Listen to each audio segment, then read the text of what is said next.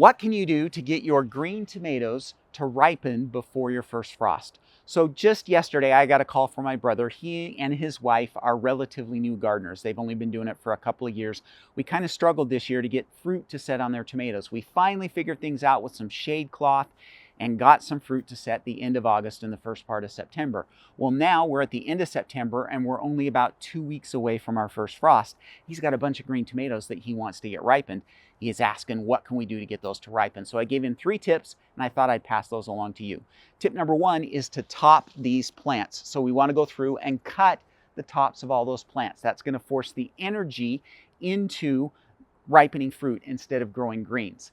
The next thing we want to do is cut way back on the watering. We want to double or maybe even triple the time between waterings. That's going to stress out your plants, cause them to ripen that fruit quicker.